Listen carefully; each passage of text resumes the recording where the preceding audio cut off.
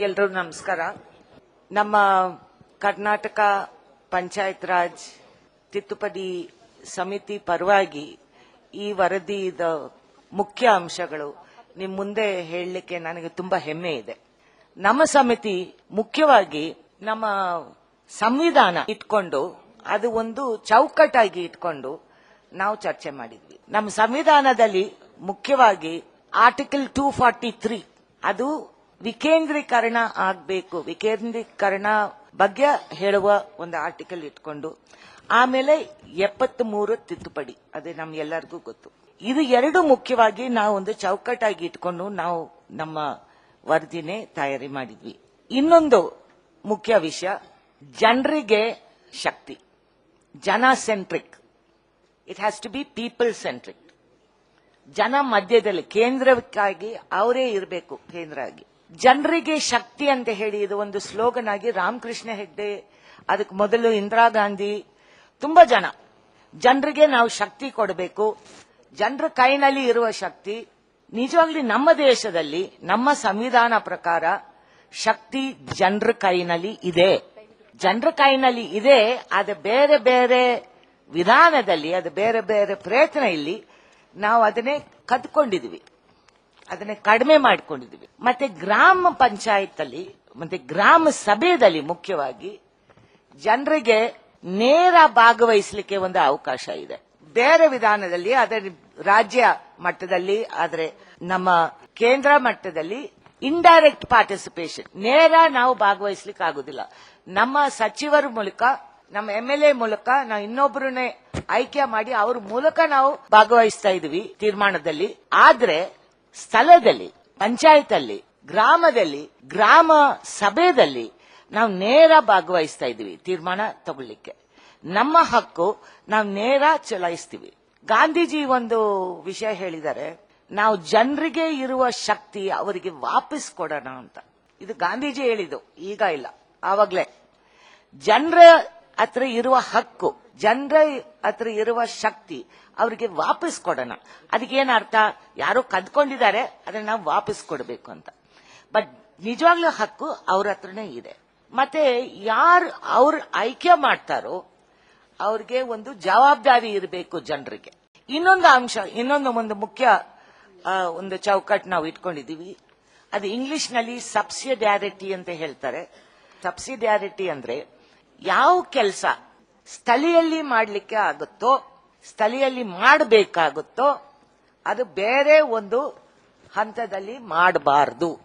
ಒಂದು ಉದಾಹರಣೆ ನಮ್ಮ ಅಧ್ಯಕ್ಷರೇ ಕೊಟ್ಟಿದ್ದಾರೆ. ಡೆಲ್ಲಿನಲ್ಲಿ ಕೂತ್ಕೊಂಡು ನಾವು ಕಕ್ಕುಸಿಯಲ್ಲಿ ಕಟ್ಟಬೇಕು ಅಂತ ಅವ್ರು ಹೇಳಬೇಕಾಗಿಲ್ಲ. ಇನ್ನೊಂದು ಉದಾಹರಣೆ, ಅಂಗನವಾಡಿ. ನಮ್ಮ ಮಕ್ಕಳು, ನಮ್ಮ ಹಳ್ಳಿ, ನಮ್ಮ ಬೇಳೆ, ನಮ್ಮ ಊಟ, ನಮಗೇನ್ ಕೊಡಬೇಕು ಅಂತ ಗೊತ್ತಿದೆ. ರಾಜ್ಯ ಸರ್ಕಾರ ಅವರು ತೀರ್ಮಾನ ಮಾಡಬೇಕಾಗಿಲ್ಲ. ಅದ್ರ ಬಗ್ಗೆ ತಾಲೂಕು ಅವರು ಮಾಡಬೇಕಾಗಿಲ್ಲ, ಜಿಲ್ಲಾ ಅವರು ಮಾಡಬೇಕಾಗಿಲ್ಲ. ನಮಗೆ ಗೊತ್ತು, ನಮ್ಮ ಹಳ್ಳಿಯಲ್ಲಿ ನಾವೇ ತೀರ್ಮಾನ ಮಾಡ್ತೀವಿ. ನಾವೇ ನಮ್ಮ ಬೇಳೆ ಉಪಯೋಗಿಸಿ ನಾವ್ ಏನ್ ಬೆಳೆಸ್ತೀವಿ, ಏನ್ ತರಕಾರಿನೋ, ಏನ್ ಬೇಳೆನೋ, ಏನ್ ಅಕ್ಕಿನೋ, ನಾವು ಅದನ್ನೇ ಇಟ್ಕೊಂಡು ಮಕ್ಕಳಿಗೆ ಏನು ಒಳ್ಳೇದು ಅಂತ ನಾವೇ ತೀರ್ಮಾನ ಮಾಡಿ ನಾವೇ ಮಾಡಬಹುದು. ಆದ್ರೆ ಅದೇ ರೀತಿ ಉದಾಹರಣೆ, ಇನ್ನೊಂದು ಉದಾಹರಣೆ ತಗೊಂಡ್ರೆ, ಶಾಲೆ ಅಂತ ತಗೊಂಡ್ರೆ, ಹೌದು, ಶಾಲೆ ನಾವು ನಡೆಸಬಹುದು. ಈಗ ಹೈಸ್ಕೂಲ್ ಅಂದ್ರೆ ತಾಲೂಕು ಅವರು ಖಂಡಿತ ನಡೆಸಲಿಕ್ಕಾಗುತ್ತೆ. ಆದ್ರೆ ಸಿಲೆಬಸ್, ಮಕ್ಕಳು ಏನು ಓದಬೇಕು, ಆ ಪುಸ್ತಕದಲ್ಲಿ ಏನ್ ಇರಬೇಕು, ಯಾವ ಹಂತದಲ್ಲಿ ಏನ್ ಕಲಿಬೇಕು, ಅದು ಬಹುಶಃ ತಾಲೂಕಿನವರು ಪೂರ್ತಿ ತೀರ್ಮಾನ ತಗೊಳ್ಳಿಕ್ಕಾಗೋದಿಲ್ಲ. ಅದು ರಾಜ್ಯ ಸರ್ಕಾರದವರು ಬೇರೆ ಒಂದು ಹಂತದಲ್ಲಿ ಅದನ್ನೇ ತೀರ್ಮಾನ ಮಾಡಬೇಕಾಗುತ್ತೆ. ಬಟ್ ಟೀಚರ್ ಬರ್ತಾರಾ, ಅಧ್ಯಾಪಕರು ಬರ್ತಾರಾ ಶಾಲೆಗೆ, ಮಕ್ಕಳನ್ನ ಹೊಡಿತಾರಾ, ಚೆನ್ನಾಗಿ ಹೇಳ್ಕೊಡ್ತಾರಾ ಇಲ್ವಾ, ಅದು ಖಂಡಿತ ತಾಲೂಕಿನವರಾಗ್ಲಿ ಗ್ರಾಮದವರಾಗ್ಲಿ ಅವರೇ ನೋಡ್ಕೊಳ್ಳಿಕ್ಕೆ ಸಾಧ್ಯ ಇದೆ. ಸೊ ಸಬ್ಸಿಡಿಯಾರಿಟಿ ಅಂದ್ರೆ ಅವ್ರವ್ರ ಹಂತದಲ್ಲಿ ಏನ್ ಕೆಲಸ ಆಗ್ಬೇಕು ಅದನ್ನ ಆಗ್ಬೇಕು. ಸೊ ಅದಕ್ಕೆ ಒಂದು ಮುಖ್ಯ ಅಂಶ, 3 ವಿಷಯ. ನಮ್ಮ ಫಂಕ್ಷನ್ಸ್ ಅಂತ ಹೇಳ್ತೀವಿ, ಅದಕ್ಕೆ ಜವಾಬ್ದಾರಿಗಳು, ಅದು ಯಾವ ಹಂತಕ್ಕೆ ಯಾವ ಜವಾಬ್ದಾರಿ ಆಗ್ಬೇಕು, ಯಾರು ಅದನ್ನ ಮಾಡಬಹುದು ಅಂತ ಒಂದು ಪಟ್ಟಿ ಮಾಡಿದ್ವಿ. ಎರಡನೇದು, ಆ ಕೆಲಸಗಳು ಮಾಡಬೇಕಾದ್ರೆ, ಆ ಜವಾಬ್ದಾರಿಗಳು ಮಾಡಬೇಕಾದ್ರೆ ಯಾರು ಅದನ್ನೇ ಮಾಡಬೇಕು, ಫಂಕ್ಷನರೀಸ್ ಯಾರು ಅಂತ, ಆಫೀಸರ್ಸ್ ಯಾರು, ಅದಕ್ಕೆ ಸಂಬಂಧಪಟ್ಟ ಜವಾಬ್ದಾರಿ ಜನ ಯಾರು, ಅವರು ಕೂಡ ಆ ಹಂತಕ್ಕೆ ಸೇರ್ಕೊಳ್ಬೇಕು. ತಾಲೂಕಾಗ್ಲಿ ಗ್ರಾಮ ಆಗ್ಲಿ ಜಿಲ್ಲಾ ಆಗ್ಲಿ. ಮೂರನೇದು ಅದನ್ನ ಆದ್ರೆ ಹಣ ಕೂಡ ಡಿವಾಲ್ವ್ ಆಗ್ಬೇಕು. ಅದಕ್ಕೆ ಸಂಬಂಧಪಟ್ಟ ಹಣ ಡೈರೆಕ್ಟ್ ಆಗಿ ಆ ಪಂಚಾಯತ್ಗೆ ಹೋಗ್ಬೇಕು. ಅದು ಜಿಲ್ಲಾ ಆಗ್ಲಿ, ತಾಲೂಕಾಗ್ಲಿ, ಗ್ರಾಮ ಆಗ್ಲಿ. ಈ ಮೂರು ವಿಷಯ ಚೌಕಟ್ಟಾಗಿ ಇಟ್ಕೊಂಡು ನಾವು ನಮ್ಮ ವರದಿನೇ ತಯಾರಿ ಮಾಡಿದ್ವಿ. ಆದ್ರೆ ಒಂದು ಮುಖ್ಯ ಪ್ರಶ್ನೆ, ನಾವು ಪಂಚಾಯತ್ ರಾಜ್ನೇ ಯಾವ ದೃಷ್ಟಿಯಿಂದ ನಾವು ನೋಡ್ತೀವಿ? ಪಂಚಾಯತ್ ರಾಜ್ ಸರ್ಕಾರದ ಒಂದು ಇಲಾಖೆನ ಬರೀ ಅವರ ಇರುವ ಸ್ಕೀಮ್ಸ್ ಮತ್ತೆ ಅವ್ರ ಇರುವ ಪ್ರೋಗ್ರಾಮ್ಸ್ನೇ ಜನಕ್ಕೆ ತಲುಪಿಸ್ಲಿಕ್ಕೆ ಒಂದು ದಾರಿನ, ಇಲ್ಲಾದ್ರೆ ಪಂಚಾಯತ್ ರಾಜು ಒಂದು ಸ್ವಂತ ಸರ್ಕಾರ, ನಮ್ಮ ರಾಷ್ಟ್ರೀಯ ಸರ್ಕಾರ ತರ, ನಮ್ಮ ರಾಜ್ಯ ಸರ್ಕಾರ ತರ, ಅವರು ಕೂಡ ಒಂದು ಸರ್ಕಾರನ. ನಾ ಇದಕ್ಕೊಂದು ಸಣ್ಣ ಉದಾಹರಣೆ ಕೊಡ್ತೀನಿ. ಒಂದು ಹುಡುಗ ಬಂದು ನಿಮಗೆ ಹಾಲು ತಲುಪಿಸ್ತಾರೆ ಮನೆಗೆ. ಅವ್ರಿಗೆ ಹಾಲು ಒಳ್ಳೇದಾ ಕೆಟ್ಟದಾ ಅಂತ ಅವ್ರು ಹೇಳಲಿಕ್ಕಾಗೋದಿಲ್ಲ. ಅದರಲ್ಲಿ ಬೆಣ್ಣೆ ಮಾಡ್ಲಿಕ್ಕಾಗತ್ತಾ ಇಲ್ವಾ ಅಂತ ಹೇಳಲಿಕ್ಕಾಗುತ್ತಿಲ್ಲ. ಅದರಲ್ಲಿ ಮೊಸರು ಚೆನ್ನಾಗಿ ಬರ್ತದಾ ಇಲ್ವಾ ಅಂತ ಹೇಳಲಿಕ್ಕಾಗುದಿಲ್ಲ. ನನಗೆ ಜಾಸ್ತಿ ಬೇಕಾ ಅಂತ ಹೇಳಿದ್ರೆ ಅವ್ರ ತೀರ್ಮಾನ ತಗೊಳ್ಳಿಕ್ಕಾಗುದಿಲ್ಲ. ಸೊ ಅವನ್ನ ಬೈದ್ರೆ ಏನ್ ಪ್ರಯೋಜನ ಇಲ್ಲ. ನೋಡಿ, ಈ ಹಾಲು ಸರಿ ಇಲ್ಲ, ನಾನು ಒಂದು ಇಷ್ಟು ಬೆಣ್ಣೆ ಕೂಡ ತೆಗಿಲಿಕ್ಕಾಗಿಲ್ಲ, ಮೊಸರು ಸರಿಯಾಗಿ ಬರುವುದಿಲ್ಲ ಅಂತ ಅವ್ರನ್ನ ಬೈದ್ರೆ ಏನ್ ಪ್ರಯೋಜನ ಇಲ್ಲ. ಯಾಕಂದ್ರೆ ಅವ್ರು ಬರೀ ತಲುಪಿಸೋದು ಅಷ್ಟೇ. ನಿಮ್ಗೆ ಹಾಲು ಉತ್ಪಾದನೆ ಮಾಡೋದು ಇನ್ನೊಬ್ರು. ನಮ್ಮ ಪಂಚಾಯತ್ನೇ ಹಾಗೆ ನೋಡ್ತೀವ. ಹಾಗೆ ನೋಡಿದ್ರೆ ಈ 20 ವರ್ಷದಲ್ಲಿ ನಮ್ಮ ಹಲವಾರು ತಿದ್ದುಪಡಿ ನಂತರ, ಹಲವಾರು ಸರ್ಕಾರದ ಸುತ್ತೋಲೆ ನಂತರ ನಮ್ಮ ಪಂಚಾಯತ್ ಹಾಗೆ ಆಗಿದೆ. ಬರೀ ಹಾಲು ತಲುಪಿಸುವ ಹುಡುಗ, ಅವ್ರಿಗೆ ಯಾವುದೇ ಜವಾಬ್ದಾರಿ ಇಲ್ಲ, ಯಾವುದೇ ಅಧಿಕಾರ ಇಲ್ಲ, ಯಾವುದೇ ತೀರ್ಮಾನ ತಗೊಳ್ಳುವ ಹಕ್ಕಿಲ್ಲ, ಯಾವುದೇ ಹಣ ಇಲ್ಲ ಅವ್ರ ಕೈನಲ್ಲಿ. ಆದ್ರೆ ಅವ್ರು ಬಯಸ್ಕೊಳ್ಳುವರು. ಆದ್ರೆ ಆ ಹಾಲು ತಲುಪುವ ಹುಡುಗ ಹತ್ರ ನೀವು ಬೈದ್ರೆ ಏನ್ ಪ್ರಯೋಜನ? ಅವ್ರೇನು ಉತ್ತರ ಕೊಡ್ಲಿಕ್ಕಾಗತ್ತಾ ನಿಮ್ಗೆ? ಅವ್ರೇನ್ ತೀರ್ಮಾನ ತಗೊಳ್ಲಿಕ್ಕಾಗತ್ತಾ? ಅದಕ್ಕೆ ಜನ ಇವತ್ತು ಗ್ರಾಮ ಸಭೆಗೆ ಹೋಗುದಿಲ್ಲ. ಯಾಕಂದ್ರೆ ಅವ್ರು ಬೈದ್ರೆ ಕೂಡ ಏನ್ ಪ್ರಯೋಜನ ಇಲ್ಲ ಅಂತ ಯಾಕೆ ಗ್ರಾಮ ಸಭೆಗೆ ಹೋಗುದು ಅಂತ ಆಲೋಚನೆ ಮಾಡಿ. ಸೊ ನಾವು ಒಂದು ಗಟ್ಟಿ ತೀರ್ಮಾನ ತಗೊಂಡಿದ್ವಿ ನಮ್ಮ ಸಮಿತಿಯಲ್ಲಿ. ಹಾಲ್ ತಲ್ಸುವ ಹುಡುಗ ಅಲ್ಲ ನಾವು ಸ್ಥಳೀಯ ಸರ್ಕಾರ. ನಮಗೆ ಎಲ್ಲ ಅಧಿಕಾರಿಗಳು ಇರಬೇಕು. ನಮಗೆ ಬೇಕಾಗಿರುವ ಜನ ಇರಬೇಕು ನಮ್ಮ ಕಂಟ್ರೋಲ್ ಅಲ್ಲಿ, ಬೇಕಾಗಿರುವ ಹಣ ನಮ್ಮ ಕಂಟ್ರೋಲ್ ಅಲ್ಲಿ ಇರಬೇಕು, ಮತ್ತೆ ಬೇಕಾಗಿರುವ ಕೆಲಸಗಳಿಗೆ ತೀರ್ಮಾನ ತಗೊಳ್ಳೋ ಅಧಿಕಾರ ಕೂಡ ನಮ್ಮ ಕೈನಲ್ಲಿ ಇರಬೇಕು. ಇನ್ನೊಂದು ಪ್ರಶ್ನೆ ನಮ್ಮ ಮುಂದೆ ಇತ್ತು. ಜನರ ಕೈನಲ್ಲಿ ಹಕ್ಕು, ಜನರ ಕೈನಲ್ಲಿ ಅಧಿಕಾರ, ಜನರ ಕೈನಲ್ಲಿ ಶಕ್ತಿ. ಅವರೇ ತೀರ್ಮಾನ ತಗೊಳ್ಬೇಕಾದ್ರೆ ನಾವು ಜನರದು ಚರ್ಚೆಗಳು ಸಣ್ಣದಿರ್ಬೇಕು, ದೊಡ್ಡದಲ್ಲ, ದೊಡ್ಡ ಸಭೆಗಳಲ್ಲ, ಸಣ್ಣ ಸಭೆಗಳು. ಯಾಕಂದ್ರೆ ಅವ್ರು ಚರ್ಚೆ ಮಾಡ್ಲಿಕ್ಕೆ, ಅವ್ರು ಸ್ವಲ್ಪ ಕಂಫರ್ಟ್ ಆಗಿರ್ಲಿಕ್ಕೆ ಅವ್ರಿಗೆ ಸಣ್ಣ ಸಭೆಗಳು. ಅದಕ್ಕೆ ನಾವು ಹ್ಯಾಬಿಟೇಷನ್ ಅಂತ ಮೂಲ ಯೂನಿಟ್ ಆಗಿ ತಗೊಂಡಿದ್ವಿ. ಹ್ಯಾಬಿಟೇಷನ್ ಜನ ವಸತಿ ಪ್ರದೇಶ, ಅದು ಒಂದು 10 ಮನೆ ಇದ್ರೂ ಅದು ಒಂದು ಹ್ಯಾಬಿಟೇಷನ್ ಅಂತ ನಾವು ಅರ್ಥ ಮಾಡ್ಕೊಳ್ತೀವಿ. ಹ್ಯಾಬಿಟೇಷನ್ ಇಲ್ಲ ಅಂದ್ರೆ ವಾರ್ಡ್ ಅನ್ನೇ ತಗೊಳ್ತೀವಿ. ವಾರ್ಡ್ ಏನು? 600 ಮಂದಿಗೆ ಒಂದು ಎಲೆಕ್ಟ್ರಲ್ ವಾರ್ಡ್, ಯಾರು ಎಲೆಕ್ಟ್ ಮಾಡ್ತೀವೋ ಒಂದು ಕಾನ್ಸ್ಟಿಟ್ಯೂನ್ಸಿ, ಒಂದು ಎಲೆಕ್ಟ್ರಲ್ ಕಾನ್ಸ್ಟಿಟ್ಯೂನ್ಸಿ, ಅದು ವಾರ್ಡ್ ಆಗಿ ತಗೊಂಡಿದ್ವಿ. ಹ್ಯಾಬಿಟೇಷನ್ ನಾವು ಐಡೆಂಟಿಫೈ ಮಾಡ್ಲಿಕ್ಕೆ ಆಗ್ಲಿಲ್ಲ ಅಂದ್ರೆ ನಾವು ವಾರ್ಡ್ ಅನ್ನೇ ತಗೊಂಡಿದ್ವಿ. ಅದ ನಂತರ ಗ್ರಾಮ ಸಭೆಗೆ ಈ ಎಲ್ಲ ಹ್ಯಾಬಿಟೇಷನ್ಸ್ ಎಲ್ಲ ಬಂದು ಸೇರಿ ಒಂದು ಗ್ರಾಮ ಸಭೆ, ಅದು ನಾವು ನಮ್ಮ ಸಂವಿಧಾನದ ಡೆಫಿನೇಷನ್ ತಗೊಂಡಿದ್ವಿ. ಈಗ ಗ್ರಾಮ ಪಂಚಾಯತ್ ಇದೆ, ತಾಲೂಕ್ ಪಂಚಾಯತ್ ಇದೆ, ಆಮೇಲೆ ಜಿಲ್ಲಾ ಪಂಚಾಯತ್ ಇದೆ. ಈಗ ಆ ಮೂರಿಗೂ ತುಂಬಾ ಕಡಿಮೆ ಸಂಬಂಧ. ಹಣ ಕೊಡೋದು, ಒಂದು ರಿಪೋರ್ಟ್ ಕೇಳೋದು ಅಷ್ಟೇ, ತುಂಬಾ ಕಡಿಮೆ. ಮತ್ತೆ ತಾಲೂಕ್ ಪಂಚಾಯತ್ಗೆ ತುಂಬಾ ಕಡಿಮೆ ಜವಾಬ್ದಾರಿ. ನಮ್ಮ ಸಂವಿಧಾನ ಪ್ರಕಾರ ನಾವು ತಾಲೂಕ್ ಪಂಚಾಯತ್ನ ತೆಗಿಲಿಕ್ಕಾಗುದಿಲ್ಲ. ನಾವು ಸಂವಿಧಾನನ ಬದಲಾವಣೆ ಮಾಡಬೇಕು.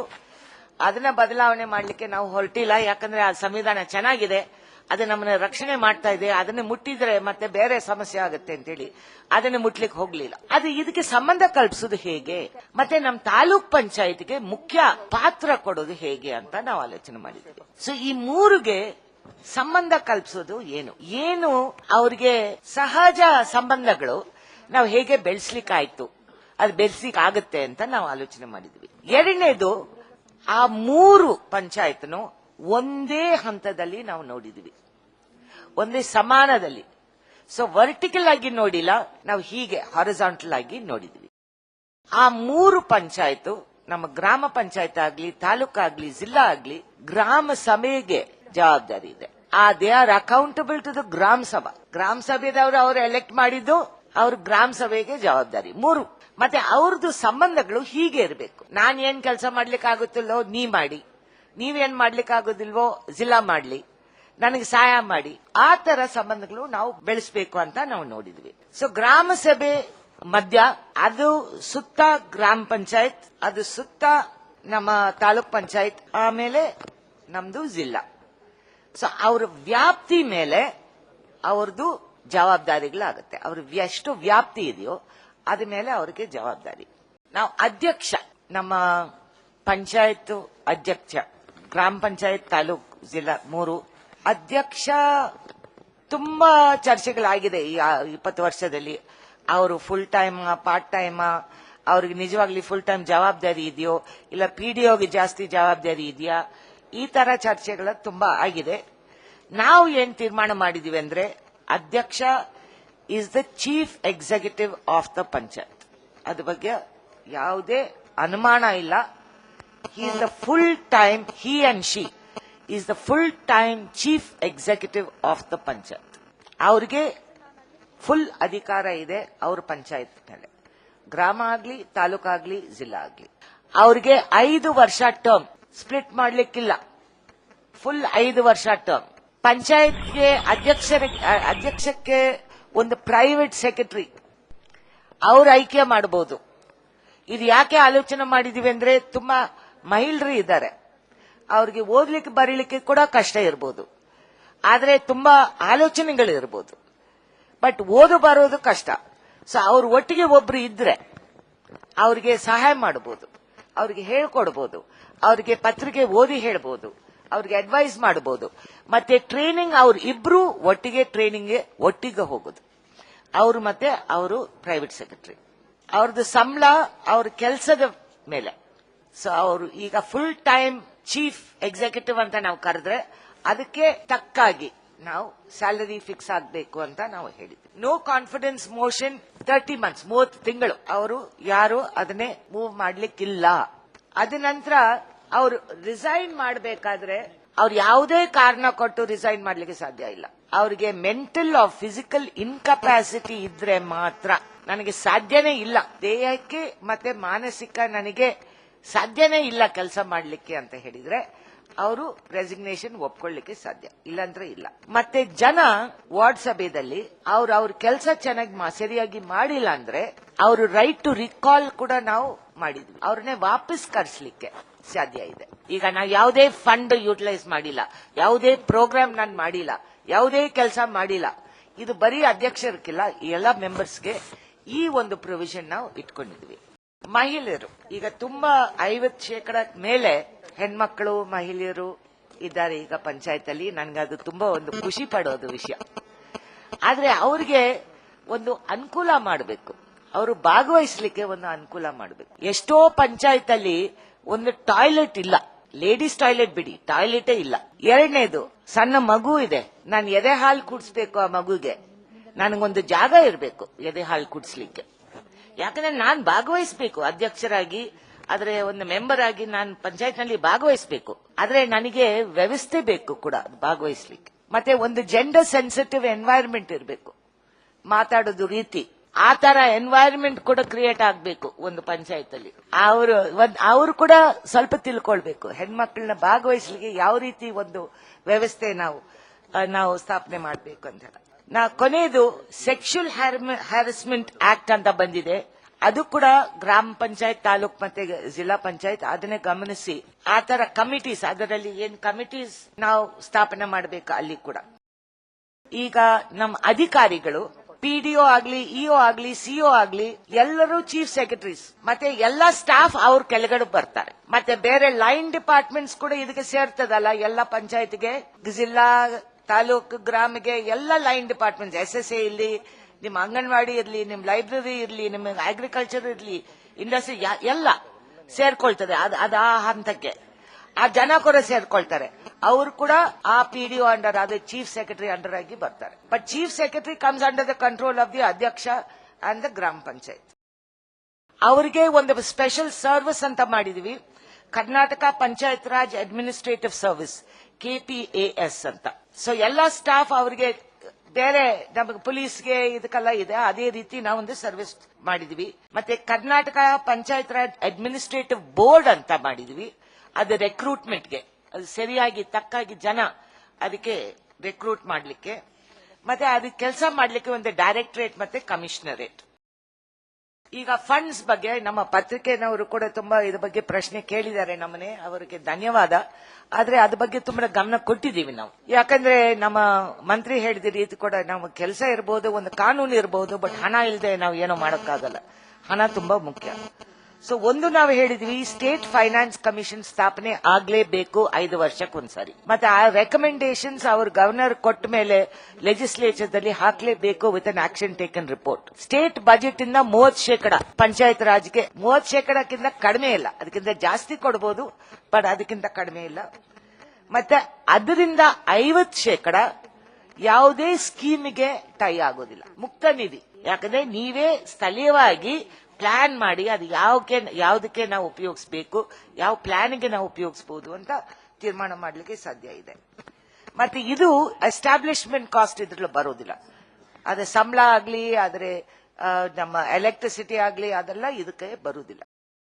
ಮತ್ತೆ ಒಂದು ಟ್ರಾನ್ಸ್ಪರೆನ್ಸಿ ಇರಬೇಕು, ಪಾರದರ್ಶಕತೆ ಇರಬೇಕು. ಅದಕ್ಕೆ ನಾವು ಈಗ ರೆಸ್ಪಾನ್ಸಿಬಿಲಿಟಿ ಮ್ಯಾಪ್ ಅಂತ ನಮ್ಮ ಅಧ್ಯಕ್ಷರವರು ಹೇಳಿದ್ದಾರೆ, ನಿಮ್ಗೆ ತುಂಬಾ ಡೀಟೇಲ್ ಆಗಿ ಮಾಡಿದೀವಿ.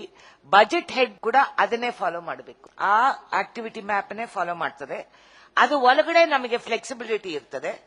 ಮತ್ತೆ ಹಣ ಡೈರೆಕ್ಟ್ ಆಗಿ ಟ್ರಾನ್ಸ್ಫರ್ ಆಗುತ್ತೆ ಆ ಪಂಚಾಯತ್ಗೆ, ಜಿಲ್ಲಾಕ್ ಹೋಗಿ ಆಮೇಲೆ ಅಲ್ಲಿಂದ ಪಡ್ಕೊಳ್ಳೋದು ಅಲ್ಲ, ಡೈರೆಕ್ಟ್ ಆ ಪಂಚಾಯತ್ಗೆ. ಗ್ರಾಮ ಅಂದ್ರೆ ಗ್ರಾಮ ಪಂಚಾಯತ್, ತಾಲೂಕು ಅಂದ್ರೆ ತಾಲೂಕ್ ಪಂಚಾಯತ್. ಮತ್ತೆ ಒಂದು ಡೀಟೇಲ್ ಫೈನಾನ್ಷಿಯಲ್ ಸ್ಟೇಟ್ಮೆಂಟ್ ಅವ್ರು ಕೊಡಬೇಕು, ಯಾವ ಪಂಚಾಯತ್ಗೆ ಎಷ್ಟು ಹಣ ಕೊಟ್ಟಿದ್ದಾರೆ ಅಂತ ಹೇಳಿ. ಮತ್ತೆ ಸ್ಟೇಟ್ ಫೈನಾನ್ಸ್ ಕಮಿಷನ್ ರೆಕಮೆಂಡೇಶನ್ಸ್ ಮತ್ತೆ ಫಾರ್ಮುಲಾ ಅವರು ಅದನ್ನೇ ಫಾಲೋ ಮಾಡಬೇಕು ಅಂತ ನಾವು ಸಜೆಸ್ಟ್ ಮಾಡಿದೀವಿ. ಆಡಿಟರ್ ಜನರಲ್ ಬಂದು ಎಲ್ಲ ಸ್ಕೀಮ್ಸ್ ಮತ್ತೆ ಪ್ರೋಗ್ರಾಮ್ಸ್ ನ ಆಡಿಟ್ ಮಾಡಲೇಬೇಕು, ಎಲ್ಲ ಯಾರದೇ ಇರಲಿ. ಅಲ್ಲಿ ಪಂಚಾಯತ್ ಅಲ್ಲಿ ಆ ಹಣ ಖರ್ಚಾಗ್ತಾ ಇದೆ ಅಂತ ಹೇಳಿದ್ರೆ ಆಡಿಟ್ ಆಗಬೇಕು. ಆ ಹಣ MLA ಫಂಡ್ ಇರಬಹುದು, MP ಫಂಡ್ ಇರಬಹುದು, ಯಾರದೇ ಫಂಡ್ ಇರಬಹುದು. ಮತ್ತೆ ಅಕ್ಟೋಬರ್ ಅಲ್ಲಿ ಒಂದು ಬಜೆಟ್ ಮೀಟಿಂಗ್ ಆಗುತ್ತೆ ಪ್ರತಿ ಒಂದು ಪಂಚಾಯತ್ ಅಲ್ಲಿ, ಪ್ರತಿ ಒಂದು ಹಂತದಲ್ಲಿ. ಆ ಬಜೆಟ್ ಮೀಟಿಂಗ್ ಅಲ್ಲಿ ನೀವು ತೀರ್ಮಾನ ಮಾಡ್ತೀರಾ ಆ ಬಜೆಟ್ ಎಷ್ಟು ಏನು ಅಂತ, ಅದು ಅಕ್ಟೋಬರ್ ಅಲ್ಲಿ.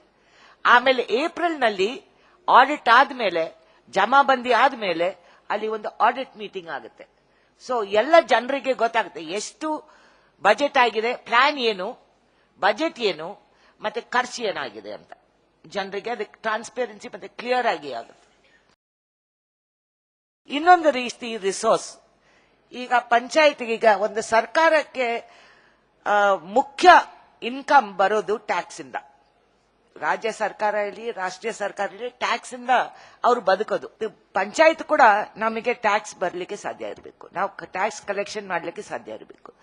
ಈಗ 1 ಸ್ಕ್ವೇರ್ ಮೀಟರ್ಗೆ 1 ಪೈಸಾ ನಾವು ಈಗ ಫಿಕ್ಸ್ ಮಾಡಿದ್ದು, ಈಗ ಹಳೆಯದು 20 ವರ್ಷ ಹಿಂದೆ ಫಿಕ್ಸ್ ಮಾಡಿದ್ದು. ಸೊ ಅದನ್ನ ಕಂಪ್ಲೀಟ್ ರಿವೈಸ್ ಮಾಡಬೇಕು, ಇವತ್ತಿನ ಮಾರ್ಕೆಟ್ ರೇಟ್ಸ್ ನಾವು ನೋಡಬೇಕು ಅಂತ ಹೇಳಿದ್ವಿ. ಮತ್ತೆ ಟ್ಯಾಕ್ಸ್ ಅಂಡ್ ಸೆಸ್, ಇದು ಪಂಚಾಯತ್ಗೆ ಎಷ್ಟು ಮಟ್ಟಿಗೆ ಅವ್ರು ಅದನ್ನ ಶೇರ್ ಮಾಡಬೇಕು, ಅದು ಕೂಡ ಶೇರ್ ಕೂಡ ನಾವು ಬಗ್ಗೆ ಮಾತಾಡಿದ್ವಿ.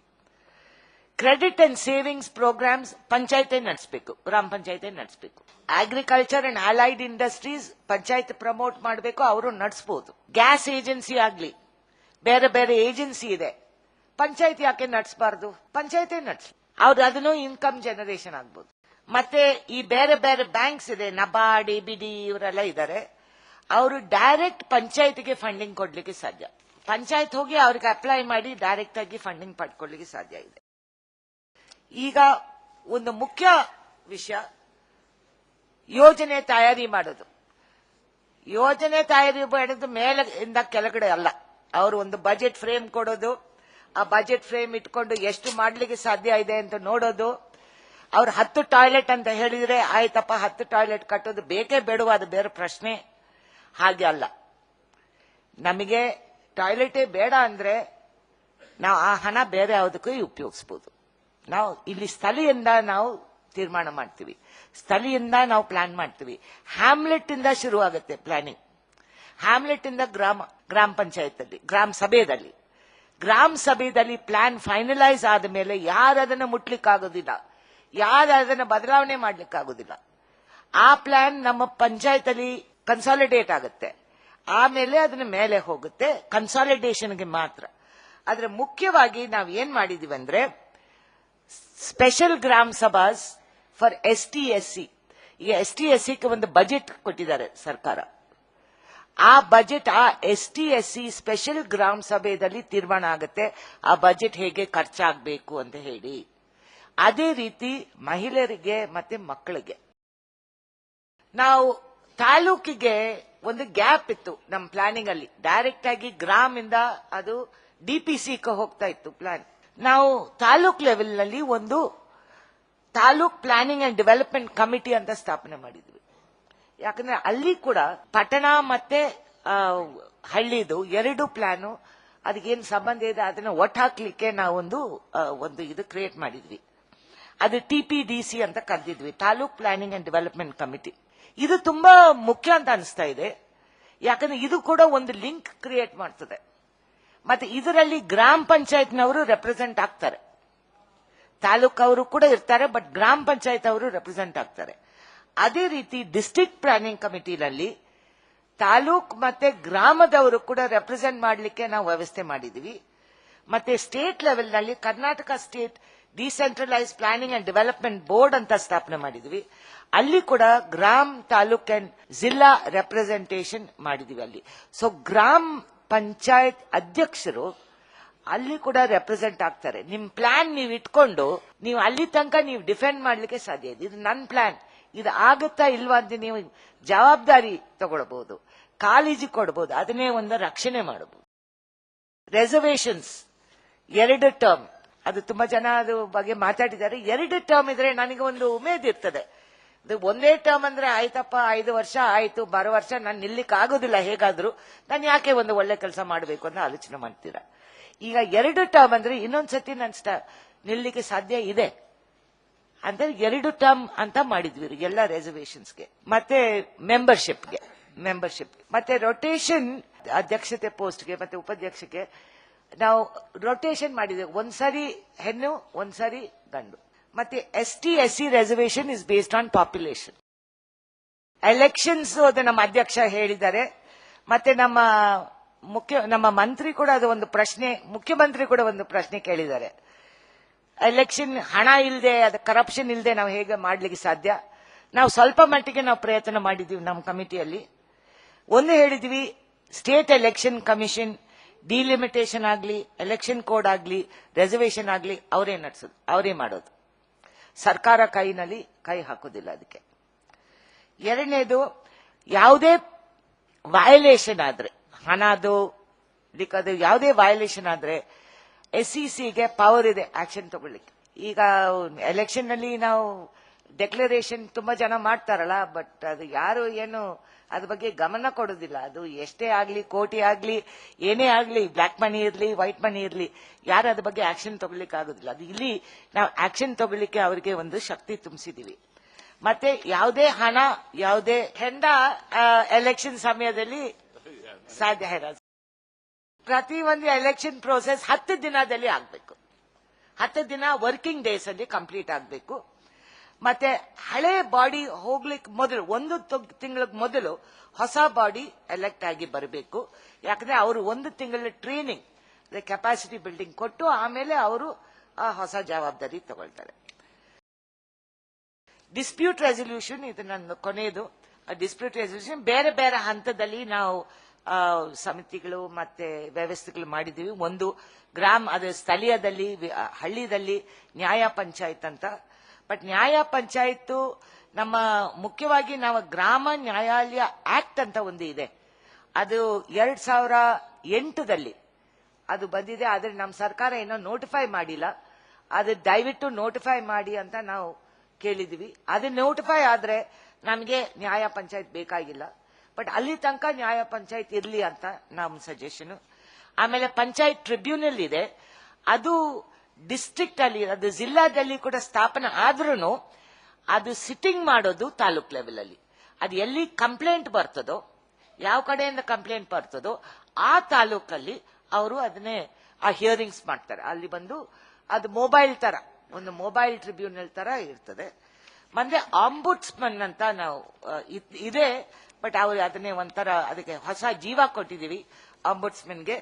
ಆಂಬುಡ್ಸ್ಮನ್ ಯಾವುದಕ್ಕೆ ಅಂದ್ರೆ ಯಾವುದು ಮಿಸ್ಅಪ್ರೋಪ್ರಿಯೇಷನ್ ಆಫ್ ಮನಿ, ಆ ತರ ಯಾವುದೇ ಕ್ರಿಮಿನಲ್ ಅಫೆನ್ಸ್ ಅಫಿಷಿಯಲ್ ಆಗ್ಲಿ ಆದ್ರೆ ಅಧ್ಯಕ್ಷ ಉಪಾಧ್ಯಕ್ಷ ಆಗ್ಲಿ ಅದು ಆಂಬುಡ್ಸ್ಮನ್ಗೆ ಹೋಗ್ತದೆ. ಸೊ ಆ ವ್ಯವಸ್ಥೆ ಕೂಡ ಮಾಡಿದ್ವಿ. ನಾವು ತುಂಬಾ ಕಾಳಜಿ ಕೊಟ್ಟಿದೀವಿ ನಮ್ಮ ಪರಿಸರಕ್ಕೆ. ಮತ್ತೆ ನಾವು ಈಗ ಫಂಕ್ಷನ್ಸ್ ಮತ್ತೆ ಜವಾಬ್ದಾರಿ ಪ್ರತಿ ಒಂದು ಪಂಚಾಯತ್ಗೆ ಕೊಟ್ಟಿದ್ದು ಅದು ಒಂದು ಸೋಷಿಯಲ್ ಜಸ್ಟಿಸ್, ಸಾಮಾಜಿಕ ನ್ಯಾಯ ಆಗ್ಬೇಕು ಅಂತ ನಾವು ಮುಂದೆ ತುಂಬಾ ಒತ್ತು ಕೊಟ್ಟಿದ್ದೀವಿ. ಯಾಕಂದ್ರೆ ಬರೀ ಡೆವಲಪ್ಮೆಂಟ್, ಬರೀ ಅಭಿವೃದ್ಧಿ ಹಣದ ಮೇಲೆ ನಾವು ಅಳತೆ ಮಾಡಿದ್ರೆ ಸಾಕಾಗಲ್ಲ. ನಮಗೆ ಸಾಮಾಜಿಕ ನ್ಯಾಯ ಇದ್ರೆ ಮಾತ್ರ ಆ ಎಕನಾಮಿಕ್ ಡೆವಲಪ್ಮೆಂಟ್ ಅಂತ ಹೇಳ್ತೀವಲ್ಲ ಅದಕ್ಕೊಂದು ಅರ್ಥ ಇದೆ. ಸೊ ಈ ಜವಾಬ್ದಾರಿಗಳು ಕೂಡ ತುಂಬಾ ನಾವು ಒತ್ತು ಕೊಟ್ಟು ನಮ್ಮ ಇಡೀ ವರದಿದಲ್ಲಿ ಇದು ಎರಡು ಒಟ್ಟಿಗೆ ಇರಬೇಕು ಅಂತ, ಬರೀ ಸಾಮಾಜಿಕ ನ್ಯಾಯ ಮತ್ತೆ ಆರ್ಥಿಕ ಅಭಿವೃದ್ಧಿ ಇದು ಎರಡು ಒಟ್ಟಾದ್ರೆ ಮಾತ್ರ ನಮ್ಮ ಜನರಿಗೆ ಮತ್ತೆ ನಮ್ಮ ಬಡವರಿಗೆ ಅದರ ಬಡತನ ನಾವು ತೆಗಿಲಿಕ್ಕೆ ಸಾಧ್ಯ ಆಗ್ಬಹುದು ಅಂತ ಹೇಳಿ. Thank you.